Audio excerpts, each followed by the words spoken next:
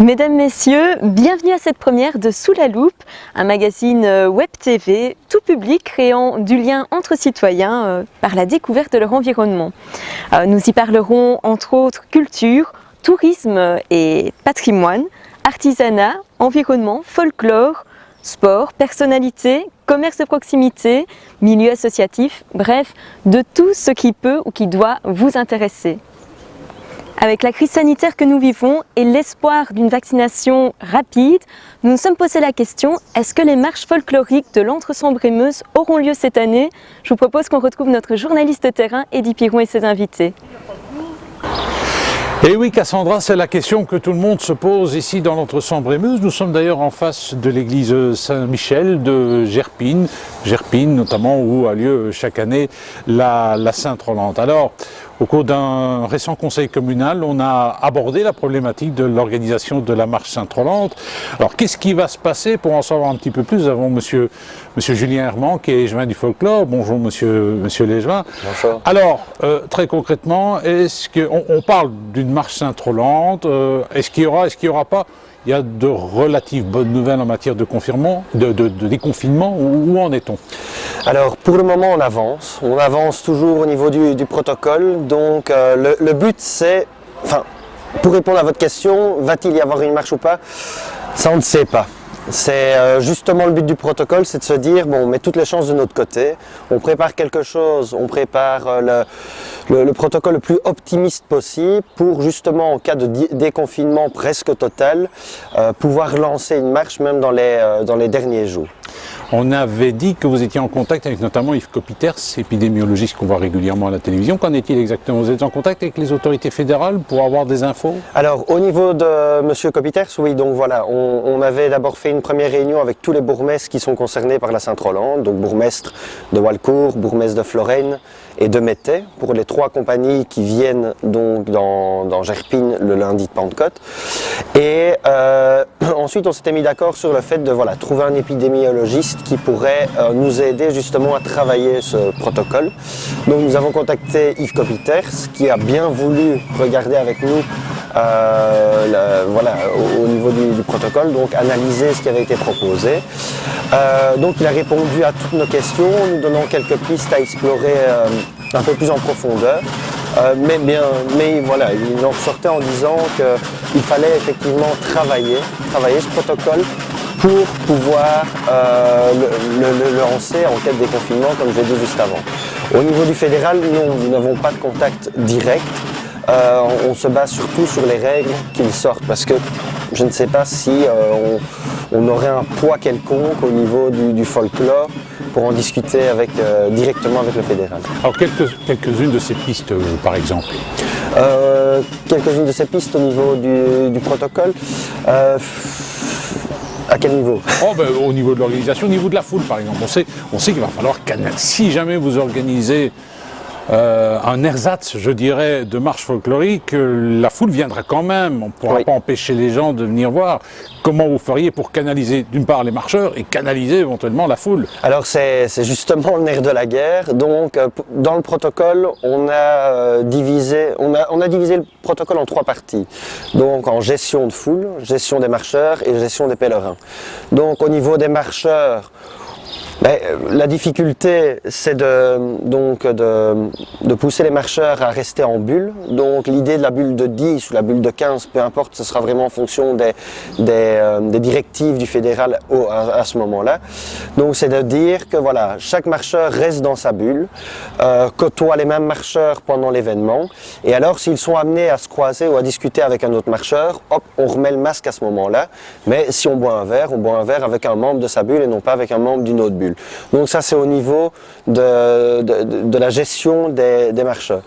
Au niveau de la gestion des civils, c'est beaucoup plus compliqué parce qu'effectivement il faut justement là travailler au niveau de la communication, pousser les gens à ne pas venir, ce qui est très très difficile. Généralement c'est l'inverse, on pousse les gens à venir, on essaie de les attirer.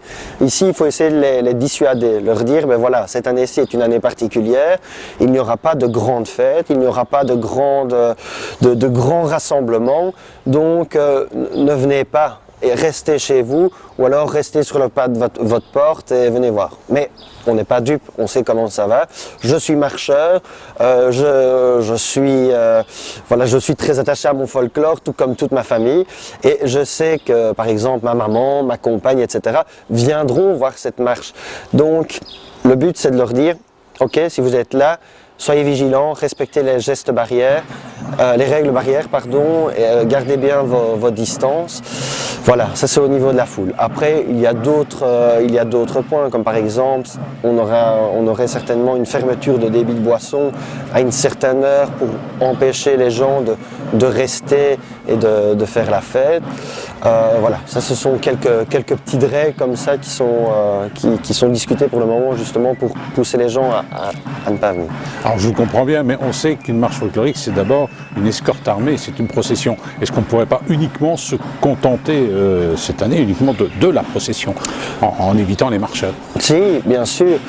C'est une hypothèse aussi, mais une fois de plus, ici, notre but, c'est de défendre le protocole le plus optimiste possible. Nous avons rencontré ici les différents représentants des compagnies lundi dernier pour discuter justement de ce protocole et voilà, voir avec eux s'ils étaient d'accord, s'il y avait des modifications à faire. Il y en avait à faire, on les a appliquées. Et en leur demandant de retourner avec ce protocole, de l'expliquer aux autres membres de la compagnie et de revenir fin mars pour que l'on en discute une dernière fois et voir si tout le monde est d'accord. Mais cette hypothèse en fait partie aussi, donc ce serait alors plutôt une marche un peu plus raccourcie de pourquoi pas le comité et la batterie, ça peut se faire. Mais le but c'est de se dire que personne ne doit être ne doit être mis de côté pendant cette marche. Donc la crainte c'est de se dire ben oui mais alors si on fait ça, les soldats ne pourront pas y participer, donc c'est très difficile à concevoir, à mettre en place et à mettre tout le monde d'accord à ce niveau-là. Alors on parle beaucoup de vaccination, est-ce qu'on ne pourrait pas demander par exemple aux marcheurs ou aux participants de présenter un certificat précisant qu'ils ont été vaccinés et que dès lors il y a un petit peu moins de danger? C'est très difficile aussi, parce que ça je pense que ça relève d'un règlement, enfin peut-être plutôt même du RGPD qui empêche de diffuser des données à caractère privé, donc ça je ne saurais pas dire. On avait évoqué l'idée de faire par exemple un testing, donc proposer un test salivaire aux marcheurs qui souhaitaient marcher. On en avait parlé avec M. Copiter, ce qui nous a dit que c'est quelque chose qui coûte très cher et qui ne sera pas spécialement efficace dans le cadre de la marche. Alors on s'adapte évidemment au cours de la Sainte-Rolande précédente. Il y a eu des choses quand même positives, des petites choses qui ont été faites, notamment en partenariat avec la culture et l'atelier Le Vert-Valois. On a retransmis en live une messe avec les règles sanitaires bien respectées. Et, on a fait plus de 15 000 clics. C'est aussi des choses que là, on peut faire ça. Oui, bien sûr. On est toujours dans cette idée-là, donc reconduire un petit peu cette Sainte-Rolande dans nos cœurs. Ça avait été proposé l'an passé. Et c'est de se dire que voilà, même si il y a une petite marche, une petite procession, ou même si on entend simplement le bruit des tambours dans nos rues, l'idée de justement pouvoir faire cette retransmission de la messe fait toujours partie des projets de cette Sainte-Rolande 2021. J'avais vu à la télévision, j'étais même allé sur place à l'occasion du carnaval de Binche, on avait mis des gilles en trompe-l'œil. Est-ce qu'on pourrait le faire la même chose pour la Sainte-Rolande? Oui, ça peut être envisageable aussi. On y pense, on réfléchit on cherche de petits trucs pour justement égayer un petit peu les rues de notre village, que la marche se fasse ou ne se fasse pas, parce qu'une fois de plus, on dépend entièrement des règles à ce moment-là. Ce qui est la difficulté du protocole, c'est de se dire, on se lance dans quelque chose sans savoir où on en sera au 24 mai, si je ne dis pas de bêtises, date du lundi de Pentecôte. Monsieur Desjevin, merci. Alors Merci nous sommes maintenant avec Monsieur Gérard Adam. Monsieur Adam, vous êtes le président de l'Association royale des marches folkloriques de l'Entre-Sambre-et-Meuse. Alors avec vous, on va avoir une vision un peu plus large de la problématique. Alors, on a parlé de la Sainte-Rolande. Est-ce que vous avez des échos? Est-ce que des marches envisagent de marcher autrement? Où en est la situation? Déjà en 2020, de nombreuses sociétés ont marché autrement, de façon très limitée, et se sont presque exclusivement recentrées sur le côté religieux de nos marches, puisqu'il ne faut pas l'oublier, une marche c'est avant tout une escorte à une procession religieuse. Et cette partie, l'office religieux, la procession proprement dite, est à de nombreux endroits sortie, accompagnée de tambours parfois, uniquement de marcheurs avec béret. On a vu un peu différentes formules, mais rares sont les localités qui n'ont rien fait. Il y en a quelques-unes qui ont opté pour le fait que si nous ne pouvons pas faire l'ensemble, nous ne faisons rien. D'autres ont pris une autre option, qui est parfois un peu discutable, puisque la sélection de qui on vient, mais il fallait se conformer aussi aux consignes que nous avions, et les consignes évoluant de jour en jour, les adaptations devaient parfois se faire au pied levé, quoi. Alors avec tout ce qui se passe, évidemment, il y a notamment le problème des louageurs. Oui. Vont-ils résister ou pas? Ça reste la question. Vont-ils être aidés ou pas? On sait que du côté de la Wallonie, il y a des idées de leur venir en aide financièrement, mais s'ils devaient disparaître, ce serait un drame. Il faudrait se réinventer. Si les maisons devaient disparaître, ce serait certainement un drame, d'abord pour les familles qui vivent de ça, et également le personnel qui travaille, parce qu'il y a du personnel. Ce serait une énorme difficulté pour les marcheurs, puisque l'uniforme participe quand même à une part du panache, et actuellement, il n'y a pas 10% des gens qui sont propriétaires de leurs uniformes. Tout le monde passe par ces maisons, qui ne sont pas nombreuses, mais voilà. Donc en matière d'aide, au niveau de l'association, nous avons déjà fin août rencontré avec les maisons de location le ministre wallon de l'économie, M. Borseux, qui s'était à l'époque engagé à voir les possibilités qu'il y avait pour les aider. Alors, cela dit, c'est toute une organisation, les marches folkloriques de l'Entre-Sambre-et-Meuse, ça fait partie de notre folklore. C'est au mois de mai. Si on veut commencer au mois de mai, il faut déjà passer commande, parce que ça représente des difficultés. Effectivement, en ce qui concerne les maisons de location, puisqu'elles sont actuellement en sommeil, je vais dire, doivent réembaucher du personnel, et ils ne peuvent pas embaucher du personnel. Vont-ils le retrouver parce que le personnel n'est-il pas parti ailleurs pour avoir dû trouver une autre activité, puisque depuis 1 an sans revenu, c'est certainement pas simple. Alors, cela dit, est-ce que vous avez déjà reçu des consignes des autorités communales? Est-ce que déjà elles vous ont informé, ou alors est-ce que c'est vous qui devez entamer des démarches pour savoir exactement ce qu'il faut faire, prendre contact avec les autorités fédérales? La plupart des sociétés de marche sont, je dis, indépendantes de toute administration communale, puisque les marches originellement étaient liées à une paroisse, qui est la séparation en Belgique n'a rien théoriquement à voir avec le pouvoir communal.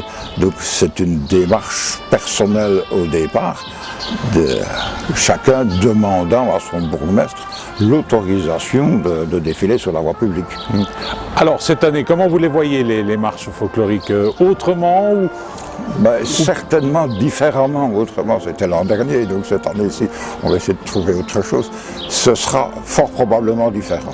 Je pense que nous allons devoir nous recentrer justement sur ce côté plus religieux, plus local, et éviter cette course au nombre de marcheurs, des marcheurs extérieurs au cru, parce que le marcheur se tient souvent mieux chez lui qu'en dehors, et de plus ça entraîne, le nombre entraîne la guindaille, c'est peut-être un mauvais mot, c'est un mot d'étudiant ça, hein, mais c'est une difficulté le nombre. Donc je pense que dans la situation actuelle, on va avoir naturellement une diminution dans le nombre, parce que ce côté festif qui fait partie de notre vie va être un peu mis en veille.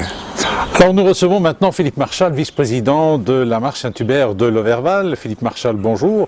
On se souvient lors d'une émission de Télésambre qu'on avait qualifié la marche Saint-Hubert de Loverval comme étant la dernière grande marche de la saison des marches de l'Entre-Sambre et Meuse. Alors cette année, la question que tout le monde se pose, est-ce qu'elle aura lieu? Est-ce qu'elle aura lieu? Avec la pandémie, personne ne sait le savoir. Bon, oui, tout le monde veut des perspectives, mais vous oseriez vous dire aujourd'hui, elle aura lieu? Alors, pour la saison, pour cette année, pour 2020, vous avez dit, non, on ne va pas la faire. Il y a quand même eu une longue période d'hésitation. Hein. Il y a eu une longue période d'hésitation, on ne savait pas où on allait. Certains ont parlé de solidarité envers les marches parce que certains n'avaient pas eu lieu, donc il fallait faire la même chose. On était en fin de saison, ça allait mieux, les vacances avaient eu lieu, pourquoi pas? Il faut penser que derrière une marche, il y a des louageurs, il y a des brasseurs, il y a des louageurs de chapiteaux et autres qui doivent vivre aussi. Donc solidarité envers des marcheurs, oui, mais solidarité aussi envers les gens qui doivent gagner leur vie. Alors cela dit, la marche Saint-Hubert, malgré tout, on le sait, ce sont des festivités. Et il y a quand même eu quelques petits trucs, hein. On se souvient, vous avez lancé l'initiative Un verre spécial de la Saint-Hubert. Il y a aussi eu un souper tartiflette. Il y a quand même eu des activités light, je dirais. Oui, tout à fait light, parce que souper, bon non, c'était plutôt de la vente à emporter, hein. Bon, il faut pas... oui, nous avons quand même en tant qu'ASBL, nous avons quand même des frais inhérents aux assurances et autres qu'il faut couvrir, donc il fallait trouver une solution. On a trouvé la solution des petits verres à gouttes non jetables, qui ont fait un beau succès. Et ici dernièrement, nous avons réalisé une tartiflette au feu de bois à emporter, et ça a marché, quoi, voilà. Voilà, mais on parle déjà de déconfinement, de vaccination, etc. Donc on n'a pas encore pris de décision définitive pour le mois de septembre. Non, on doit se mettre au travail là-dessus. On veut être prêt pour le cas où il y aura quelque chose. Mais maintenant, rien n'est fait. Il faut voir comment ça va se passer. Évidemment, actuellement, on parle de vaccins pour 75% de la population pour fin juin. Nous, on est au mois de septembre. Pourquoi pas? Si on peut le faire, on le fera. Maintenant, il faut voir les conditions. Il n'y a pas que moi dans l'ASBL Marché Festivités Saint-Hubert, il y a tout un comité. Peut-être que certains seront pour, d'autres contre, mais marcher avec un masque, ne pas avoir de public, faire attention dans les déplacements et autres, il faut voir toutes les conditions avant de dire tiens, oui, on le fait ou on ne le fait pas. Est-ce qu'on ne pourrait pas imaginer une Saint-Hubert Light, par exemple, uniquement une sortie du corps d'office le samedi, pour marquer le coup? Là, je vous réponds en mon nom personnel, je ne vous réponds pas au niveau de l'ASBL, parce que moi je serais contre. Pourquoi moi marcher en tant qu'officier, alors qu'un soldat qui a, ça va être difficile, mais plus d'années de marche que moi à Loverval ne pourrait pas le faire, je suis pas chaud. Ouais. Ça vous manque quand même, hein? Ah, tout à fait, oui. Philippe Marchal.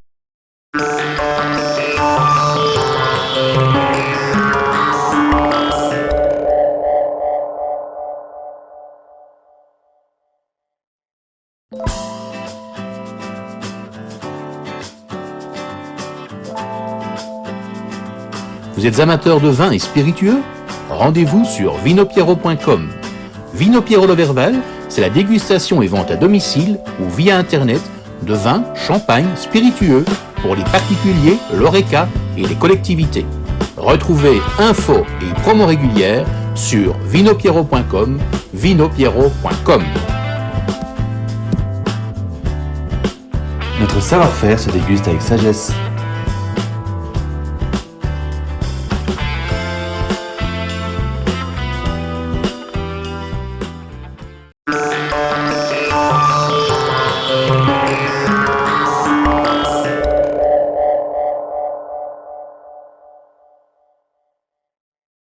Coucou les amis, après un hiver bien au chaud dans ta maison, il est temps de regarder plus loin.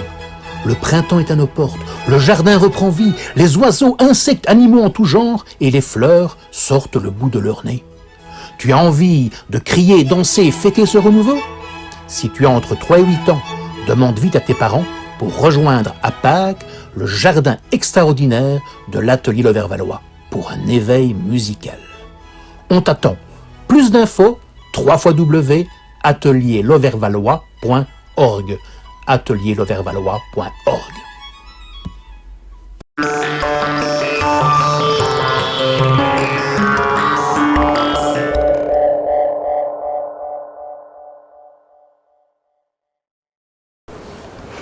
À Loverval, depuis l'été dernier, une boîte à lire a vu le jour à l'entrée du club de tennis. Après quelques mois, Eddy Piron tire le bilan en compagnie de Bernard Dombrecht, l'un des initiateurs du projet. Alors nous sommes avec Bernard Dombrecht, un vrai Lovervalois. Vous avez peut-être déjà vu sur Facebook le site Loverval Passionnément. C'est Bernard, c'est lui le coupable. Alors Bernard, il y a depuis quelque temps une boîte à livres à Loverval. Peut-être nous rappeler un peu le fonctionnement d'une boîte à livres. Oui, eh bien le fonctionnement c'est assez simple. En fait, les gens viennent déposer les livres qu'ils veulent partager avec d'autres. Et ceux qui le souhaitent viennent chercher des livres qui les intéressent. C'est un échange de bons procédés finalement. Les gens partagent et les gens reçoivent. Alors ça veut dire pourquoi avoir installé une boîte à livres, et notamment ici, c'est près du cercle de tennis de Loverval. Ben, tu parlais tout à l'heure du groupe Facebook Loverval Passionnément. C'est un groupe qui réunit pas mal de passionnés de Loverval, comme le nom l'indique. Et une idée a germé au sein de ce groupe. Une personne a dit, tiens, est-ce qu'il existe une boîte à livres à Loverval? Il n'y en avait pas. Il y en a dans d'autres villages de l'entité, mais à Loverval, il n'y en avait pas. Et quelqu'un a bondi sur l'idée en disant « Ah, bonne idée, on pourrait peut-être l'installer devant le club de tennis, le RCIT ». Il s'agit d'Alain Aouot, l'ancien président. Il a pris les contacts avec la présidence, qui a marqué tout de suite son accord. Donc on est ici sur un terrain privé, en fait, à l'entrée du RCIT. Et un autre membre du groupe a pris aussi le relais en disant « Mais moi, je suis d'accord de la fabriquer ». C'est Pierre Clairbeau qui l'a fabriqué. Aussitôt dit, aussitôt fait, 15 jours après, la boîte était installée ici et une semaine après, elle avait déjà rempli son rôle puisqu'elle rencontre un bon succès. En fait. Oui, mais on installe une boîte à livres mais à proximité, je sais pas moi, à 200 mètres d'ici, il y a quand même la bibliothèque. Bonne question. Donc on s'est vraiment assuré, c'est la première chose que j'ai faite lorsque l'idée a été émise. J'ai été rencontrer la bibliothécaire pour lui demander si elle ne voyait pas d'obstacle. Elle a dit elle-même que c'était quelque chose de totalement différent du principe de la bibliothèque et que pour elle c'était un plus et qu'elle s'y opposait absolument pas. C'était effectivement une bonne réflexion, il ne fallait pas que ça fasse concurrence avec la bibliothèque. Alors je vais poser la question aussi à un autre qui s'appelle Étienne Grandchamp et qui est responsable de Fafouille, oui. Qui est donc il vend lui des vieux bouquins, est-ce que ça ne lui fait pas concurrence?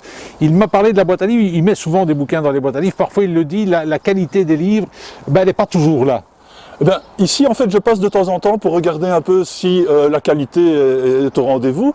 Et je suis très étonné parce qu'en fait, effectivement, il y a des boîtes à livres qui meurent d'elles-mêmes parce que les gens apportent n'importe quoi, n'importe comment. Des bouquins qui sont pas seulement d'une bonne qualité éditoriale, mais en plus d'une mauvaise qualité matérielle. Ici, c'est pas le cas. C'est pas le cas. Il y a vraiment des bouquins super intéressants qui sont déposés et l'échange se fait parfaitement. Donc je suis très étonné positivement par la qualité des livres qui sont déposés.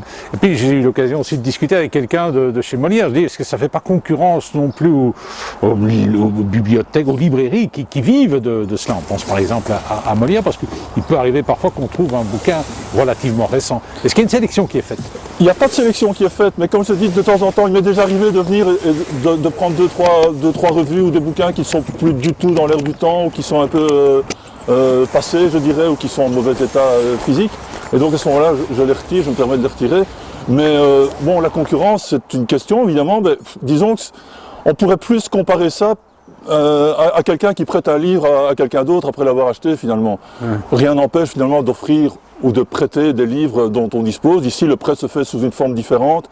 Je ne pense pas que les gens qui achètent des livres vont en acheter moins parce qu'ils viennent emprunter de temps en temps un livre ici. Je ne crois pas, en tout cas. Je ne peux pas le prouver, mais je ne pense pas. Alors, cela dit, bon, on trouve des livres, mais est-ce qu'il y a parfois des brochures ou des revues Oui, ça arrive. Si elles sont de qualité, bon, on les laisse, il n'y a pas de souci, hein, mais ce n'est pas l'essentiel de ce qui est déposé. Alors, cela dit, il y a des enfants qui peuvent venir aussi. Oui. Est-ce qu'il y a des livres, je dirais, la littérature rose, des livres érotiques? Est-ce que c'est adapté aux enfants? Ben, écoute, pour l'anecdote, quand il y a eu un petit reportage dans l'Avenir qui a été fait un peu après l'ouverture de la boîte à livres, le journaliste s'est un peu trompé. Et il avait mis que la boîte à livres était uniquement réservée à des livres pour public averti. Bon, ce qui n'est pas le cas, c'est même un peu le contraire, mais c'est pour l'anecdote. Non, il n'y a pas, enfin, honnêtement, les gens savent bien ce qu'ils font, hein, il faut faire confiance aux gens, ils sont adultes et ils savent bien que ce n'est pas une boîte destinée à recueillir ce genre de littérature, bien entendu. Mais il y a des bouquins qui sont totalement destinés aux enfants aussi, il y a des bouquins de bricolage, des bouquins de contes, des romans, il y a un peu de tout, franchement. Et puis aussi, là, il y a un aspect positif, c'est que parfois ça peut relancer aussi la lecture. Voilà, c'est un peu dans cet esprit-là que les boîtes à livres existent. Ça donne envie, en fait, aux gens qui ne le feraient peut-être pas spontanément, de se remettre à lire. Ne quittons pas le coin littérature. Chaque mois, Eddy Piron vous fera découvrir un ou plusieurs ouvrages qui ont un rapport de près ou de loin avec notre si belle région. Retrouvons-le dans cette chronique. Bonjour, bienvenue dans le Sous la loupe consacré notamment à la lecture. Alors régulièrement dans ce journal, on vous parlera de bouquins d'hier, d'aujourd'hui, tout cela en fonction de nos coups de cœur ou de l'actualité. Et bien aujourd'hui, puisqu'on est en plein mois de mars, je vais vous parler d'un bouquin qui s'intitule « Et maintenant la Lune ». C'est un bouquin qui date de 1960. Quel est le rapport avec notre région? Mais tout simplement parce que c'est un livre qui fait partie d'une collection qu'avaient sorti à l'époque les éditions Dupuis. Cette collection s'appelait Merveilles de la vie. C'était toute une série de livres qui parlaient par exemple de la vie au fond de la mer, la vie du pétrole ou encore la vie du maïs. Et je suis retombé sur un bouquin intitulé Et maintenant la Lune, un livre écrit par Carey Page. Vous allez me dire, voilà encore un Britannique. Non, c'est bien un de la région. Il s'appelait en réalité Charles Jadoul. Et on trouve dans ce petit bouquin d'une 50aine de pages toute une série d'informations sur l'histoire de l'espace, la conquête de la Lune, la conquête de Mars. Et ce livre est notamment illustré par un certain Jamic, célèbre illustrateur également des éditions Dupuis. Autre intérêt de ce livre, c'est celui qui a signé la préface. Il s'agit en réalité de Sylvain Arendt, célèbre astronome belge qui travaillait notamment à l'Observatoire royal de Belgique. Alors, il parlait notamment à un moment donné dans ce bouquin de la fascination qu'a exercé sur l'homme l'espace. Il évoque ainsi des grands personnages comme Jules Verne, voilà ce qu'il dit.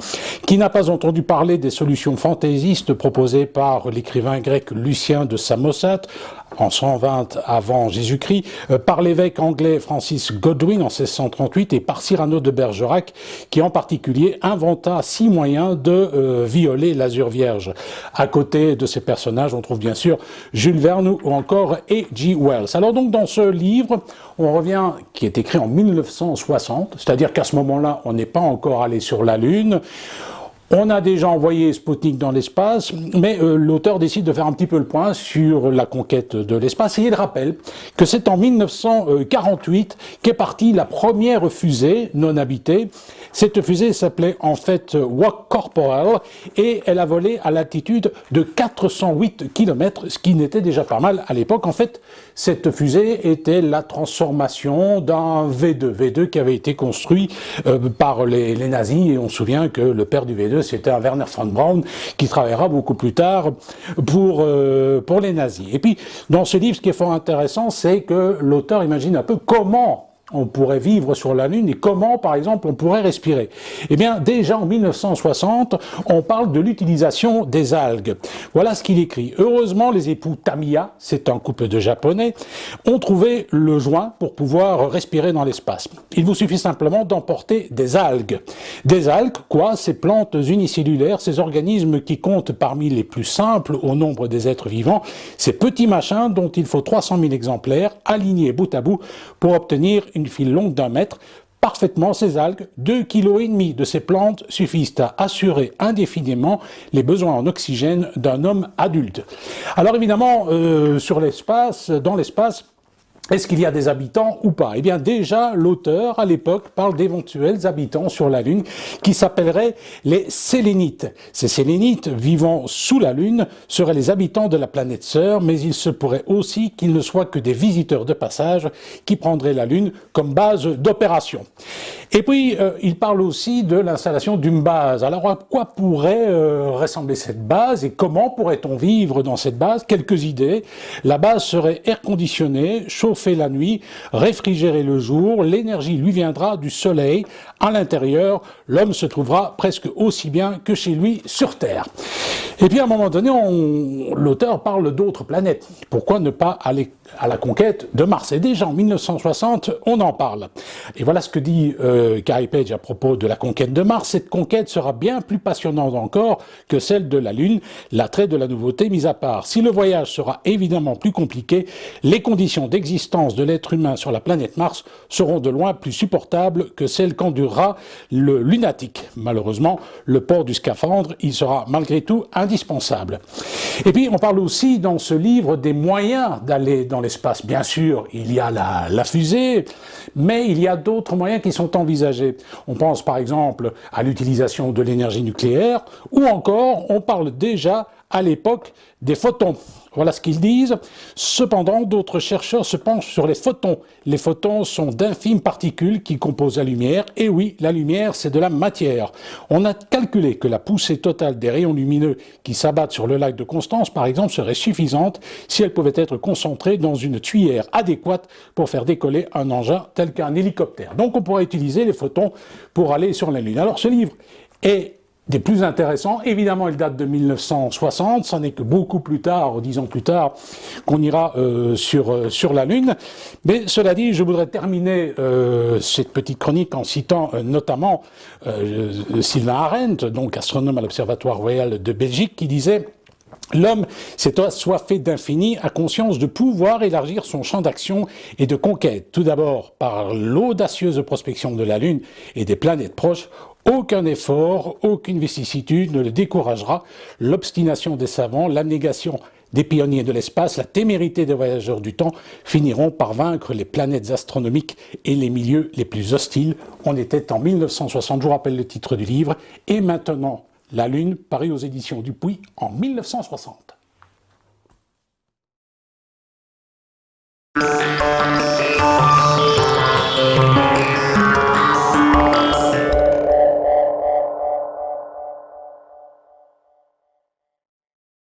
Coucou les amis, après un hiver bien au chaud dans ta maison, il est temps de regarder plus loin. Le printemps est à nos portes, le jardin reprend vie, les oiseaux, insectes, animaux en tout genre et les fleurs sortent le bout de leur nez.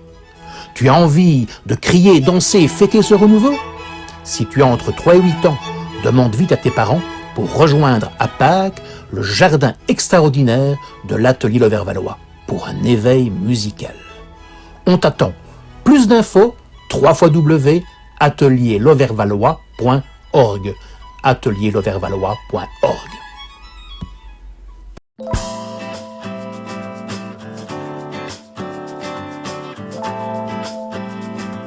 Vous êtes amateur de vin et spiritueux? Rendez-vous sur vinopiero.com. Vino Piero Lauverval, c'est la dégustation et vente à domicile ou via internet de vins, champagne, spiritueux pour les particuliers, l'ORECA et les collectivités. Retrouvez infos et promos régulières sur vinopiero.com, vinopiero.com. Notre savoir-faire se déguste avec sagesse.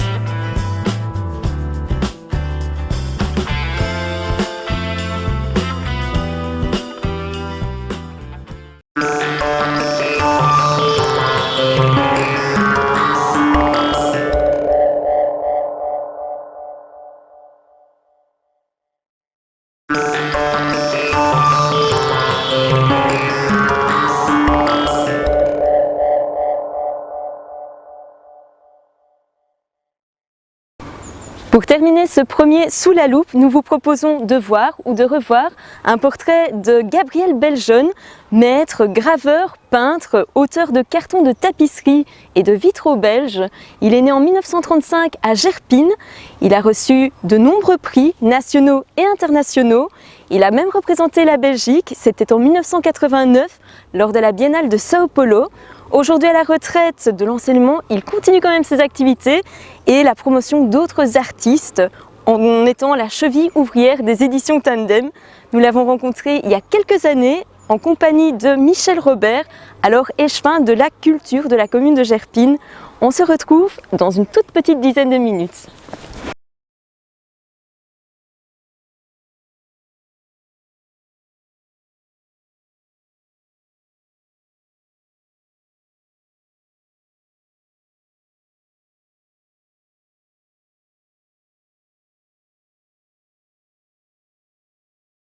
Alors, pour commencer, je voudrais d'abord dire que je suis gerpinois.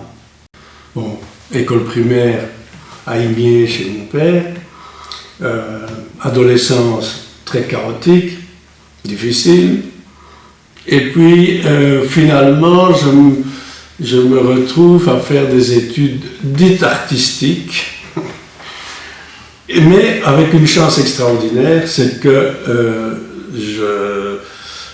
je vis, pendant ces études-là, je vis chez mon oncle Zéphyr Buzine, qui est un artiste et qui vit de son travail d'artiste à l'époque. On est égoïste, hein, on travaille d'abord pour soi. Hein. Donc je fais les choses que je ressens le plus honnêtement possible. Et alors quand on dit art abstrait, c'est jamais abstrait. Dans ce que j'essaye de faire, moi j'essaye d'établir un vocabulaire personnel de forme et avec lequel je joue. Et je me raconte des histoires. Et je permets comme ça au public, s'il veut faire l'effort, de se raconter des histoires qui ne sont pas nécessairement les miennes. J'ai eu la chance de participer à un concours important à l'époque, donc on est en 61, le concours c'était 1 demi-million. C'était énorme à l'époque. Hein. C'était organisé par le ministère et il fallait former une équipe entre un architecte, un sculpteur et un peintre. Peintre, décorateur, bon. Moi j'ai fait ça avec Félix Roulin, qui est l'auteur des monuments au Marchel. Et on a eu la chance de remporter le prix. Quand on a eu payé les matériaux, etc., il me restait 125 000 francs. Enfin, il m'était attribué 125 000 francs, avec lesquels j'ai construit mon atelier au fond du jardin de mon père. Et quand je me suis marié, je travaillais à Mons, on s'est dit qu'est-ce qu'on fait? Est-ce qu'on va habiter Mons ou est-ce qu'on reste ici dans l'atelier? Bohème, on a dit on va vivre dans l'atelier. C'est que quand on habite en ville, on est sollicité sans arrêt. Sollicité par un tas de choses. Les vernissages, les rencontres, les réceptions, les ceci, les cela. Très peu pour moi. Voilà pourquoi l'attachement ici. Et alors l'influence, certainement, parce que c'est peut-être trop facile, hein, mais par exemple, on me dit, tiens, la gamme de couleurs que tu emploies, c'est noir, blanc, bon, ça on peut expliquer pourquoi, et puis de temps en temps des gris ou des ocres. Mais quand je suis dans l'atelier et que il y a une fenêtre qui donne sur ce qu'on appelle Morialet, la route de Tarsienne, quand je regarde et que je vois ces champs labourés et tout ça, c'est ocre. Et le gris, c'est le ciel qui est bleu, qui est gris, qui est... En ville, je ne verrais pas le ciel comme ça. J'imagine que c'est tout ça qui m'influence. Mon idée, c'était si on accepte de faire de l'enseignement, on a du temps libre et surtout, c'est anormal de travailler avec des jeunes gens, des jeunes filles pendant 4-5 ans et puis de leur dire un beau jour, allez, bonne chance, bon vent, que tout aille bien pour vous. Je trouvais ça trop facile. Donc j'ai toujours eu cette idée de il faut aider, moi j'ai la chance de gagner ma vie, il faut aider tous ces jeunes qui commencent, qui essayent. Et donc j'ai créé cet ASBL Tandem en 71 et au début c'était surtout pour organiser des expositions, on a fait ça assez bien, et puis petit à petit on a puisque c'était surtout à base de gravure à l'époque, hein, on a été la gravure, le livre, le papier, tout ça c'est un peu la même chose, donc on a viré vers les éditions, qui deviennent maintenant assez importantes, puisqu'on a eu la chance, il y a quelque temps, d'avoir une exposition au centre de la gravure qui rassemble absolument tout, et où beaucoup de gens ont été surpris de la quantité et de la qualité des choses. Voilà. Mais il y a d'autres choses aussi. Hein. J'ai fait partie très vite du groupe qu'on appelait Cap d'encre à l'époque. Pour défendre, c'était un groupe pour défendre la gravure, avec Alechinsky, avec Lismond, avec Marchoul, d'autres.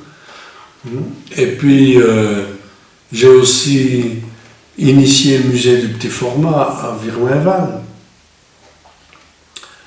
Je suis un des membres fondateurs du Centre de la gravure à la Louvière. J'ai organisé avec André Lamblin 5 biennales internationales à Condé. La qualité du papier et la typographie, c'est au plomb, donc lettre par lettre. Hein. Mais ceci, ça c'est moi, avec une vieille police de caractère. Allez, disons, pompeusement, disons que c'est la volonté de défendre un métier, quoi. C'est un peu utopique, hein, mais... Le cultivateur limier qui disait « Demain, il va pleuvoir ». Ah ouais?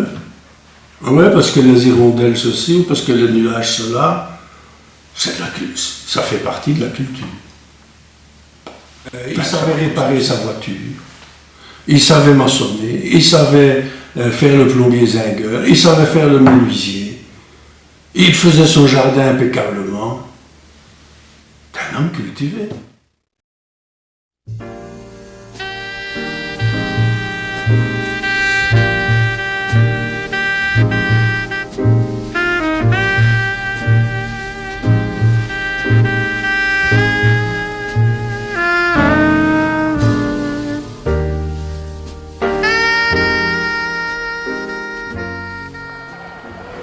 Mesdames, Messieurs, j'espère que cette première édition vous a plu. La première officielle devrait avoir lieu au mois d'avril sous une forme un peu plus étoffée.